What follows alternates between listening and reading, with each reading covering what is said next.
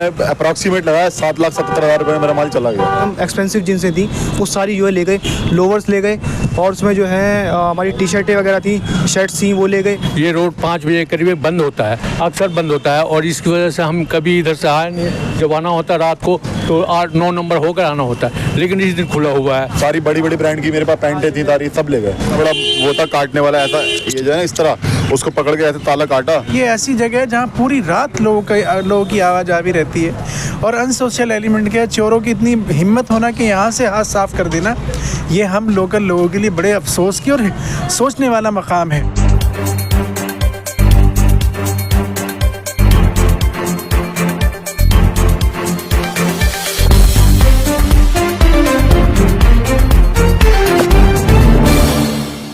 दोस्तों, मैं अभी शाहीन बाग के अल्लामा शिबली नोमानी रोड पे हूँ। यहाँ से बहुत ही अफसोस की खबर आपको सुना रहा हूँ। कुछ दिन पहले ही मैंने आपको शाहीन बाग हाई टेंशन नीचे से खबर बताई थी जहाँ एक जेवर की दुकान में चोरी हो गई थी। आज ये खबर और अफसोसनाक बता रहा हूँ। अल्लामा शिबली नोमानी रोड पे यहाँ पे कपड़े की एक दुकान है। कुछ दिन पहले ही ये शोरूम यहाँ पे शुरू हुआ, एक तरह का बहुत बेहतरीन ब्रांडेड कपड़े मिलते थे, जिसमें कल चोरी हो गई है और चोरों ने कम से कम 7 लाख रुपये का कपड़ा चोरी कर लिया है। जी हाँ, 1-2 लाख रुपए ने कम से कम 7 लाख रुपए का चोरी कर लिया है। सर, नाम बताया अपना? मेरा नाम सुहेल अहमद है। सर साहब, ये दुकान में चोरी कैसे किस वक्त हो गई? ये मैं सुबह 10:30 बजे दुकान खोलता हूँ, तो ये आदिल है मेरा जो लड़का रहता है मेरे साथ, दोस्त भी है मेरा, एज ए सेल्समैन भी काम करता है। तो उसका मेरे पास फ़ोन आया क्योंकि वो खोलता है, वो आके फ़ोन करता है कि मैं आ गया दुकान पे, आप आ जाओ, मैं चाबी लेके आता हूँ। फिर तो उसने मेरे को बताया कि भाई ताले नहीं है दुकान में, आप आए थे क्या? मैं कहा नहीं, मैं तो नहीं आया। कह रहा ताले नहीं है दुकान में। तो मैं फ़ौरन उठा और मैंने फ़ौरन घर से कैमरा चेक करा तो देखा अंदर माल नहीं है दुकान में। मैं फिर स्कूटर से भागा हुआ है तो शटर जो है 8 इंच के करीब ऊपर उठा था और ताले यहाँ गायब थे, ताले नहीं थे लगे हुए।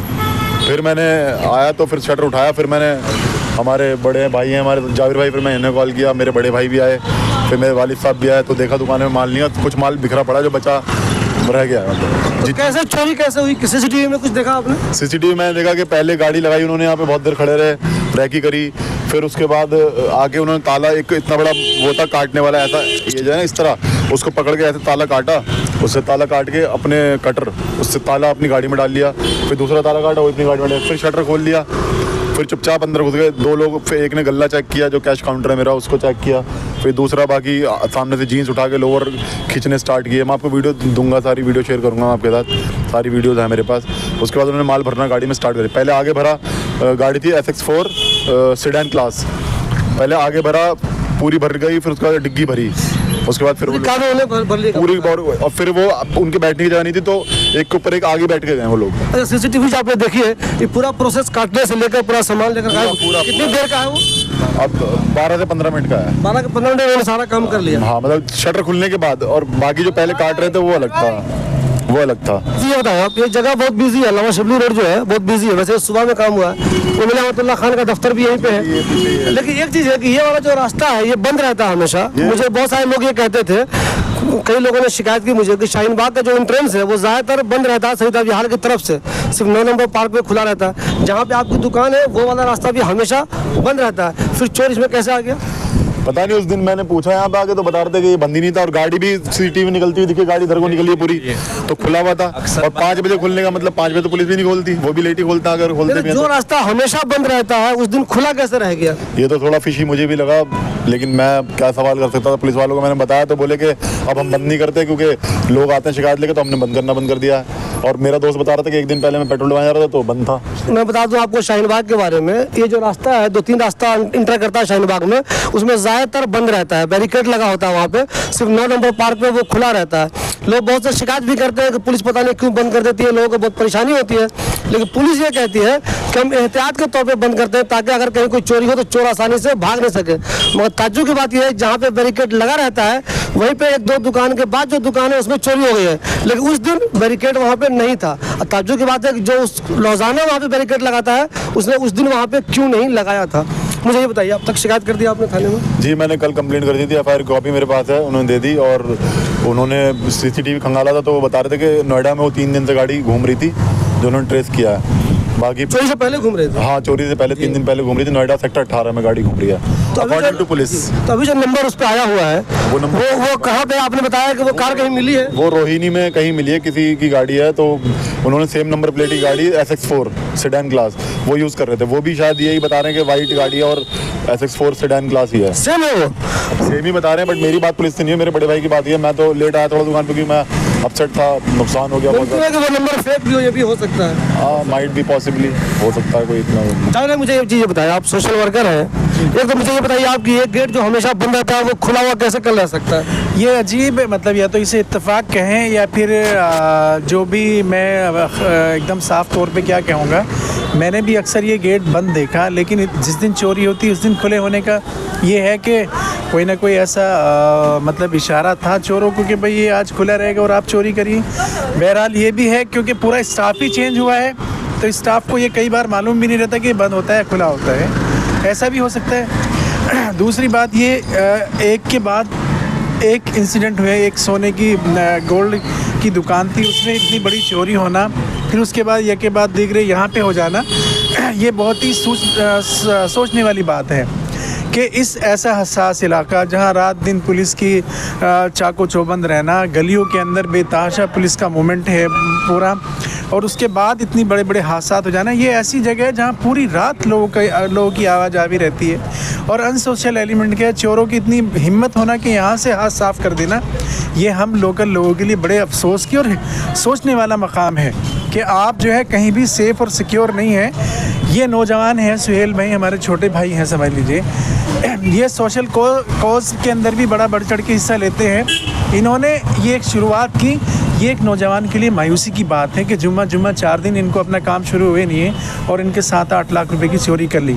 आप बताइए वो नौजवान इधर उधर से लोगों से उधार लेके अपना काम शुरू करता है और जो अनसोशल एलिमेंट है उनकी हिम्मत ये कि, और ये ऐसा नहीं है कि नॉन है, पूरा इलाका इनको जानता है कि सुहेल भाई को, और ये कि इनके साथ में इतना बड़ा हादसा हो जाना ये बड़े अफसोसनाक और सोचने का मकाम है। हम लोग ये एहसास ही नहीं है कि कौन बाहर का आदमी है, कौन यहाँ पे आके अजनबी खड़ा है, हमसे लोकल लोग मालूम ही नहीं करते।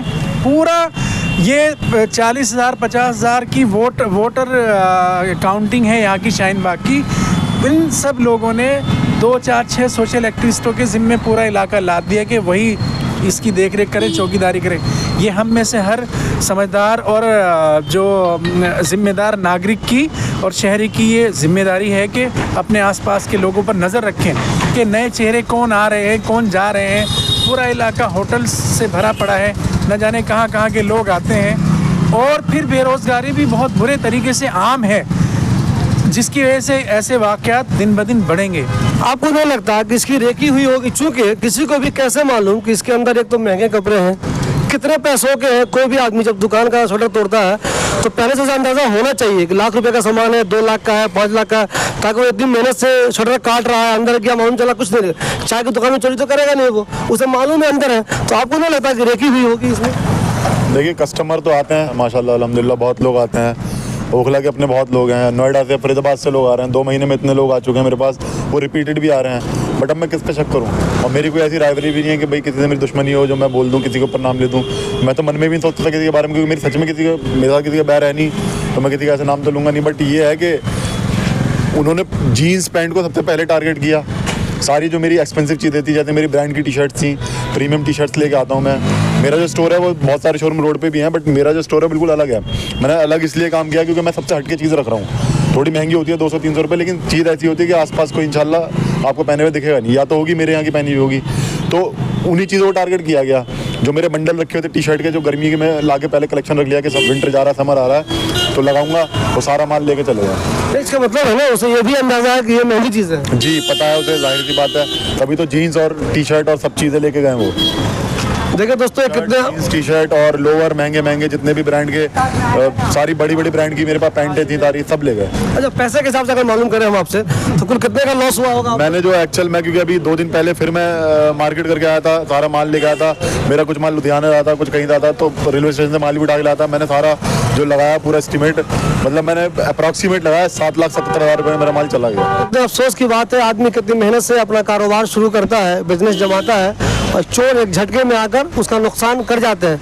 अफसोस तब होता है जब सीसीटीवी भी लगा हुआ है, हमें कार का नंबर ही मालूम चल गया है, हमें ये भी मालूम चल गया है कि कार कौन थी, हमें यही मालूम चल जाएगा अभी वो कार कहाँ पे है। हालांकि जिनके पास वो कार है वो कह रहे हैं मेरी कार तो अलग है, मैंने अपनी कार यही रखी हुई है और कई दिनों से यही रखी हुई है। वो नंबर वाला ही मेरा यूज़ कर रहा होगा बंदा जिसने चोरी किया, लेकिन कार हमारी वो नहीं है। लेकिन सोचिए, बहुत चीज़ें मालूम होने के बाद भी अगर चोर नहीं पकड़ा जाए तो बहुत अफसोस होता है। जेवर की दुकान में आपने देखा चोरी हुई, लगभग 1 रुपये का उनका जेवर चोरी हो गया, लेकिन अब तक वो मामला हल नहीं हुआ है। आज सोहेल साहब की दुकान में चोरी हो गया। अगर इस तरह के मामले पर काबू नहीं पाया गया तो जो चोर उचक्के होते हैं उनके हौसले बुलंद होते हैं, उन्हें लगता है पुलिस तो कार्रवाई करती ही नहीं है, क्यों ना अगला कदम उठाया जाए, किसी और घर में चोरी की जाए। और आए दिन चोरी की वारदात होती रहती है। ये सब समाज के लिए, किसी भी सोसाइटी के लिए बहुत ही अफसोस की बात है। दुकान से 7 लाख और 8 लाख रुपए के कपड़े चोरी हो जाए, इस पे जितना भी अफसोस किया जाए कम है। हालात इतने नाजुक हो चुके हैं यहाँ पे है कि कुछ नहीं कहा जा सकता। हर आए दिन आप ही के मीडिया के आपके फुटेज देखने के बाद में इस बात का इल्म होता है कि कितनी क्राइम बढ़ चुकी है यहाँ पे, और इस तरह चोरी चुहाड़ी ये जितने कुछ सोने। देखिए ये पिछले दफ़ा आपके उसी में देखा हुआ था, ज्वेलरी की दुकान में उसमें चोरी हो गई, उसका भी आज तक पता नहीं चल पाया। आज ये दुकान 2 महीना भी हुआ, हमारा इन्विटेशन मुझे कार्ड मिला हुआ था, उस वक्त तो इत्तेफाक नहीं हुआ मुझे आने के लिए, लेकिन आज मुझे खबर मिली कि चोरी भी हो गई।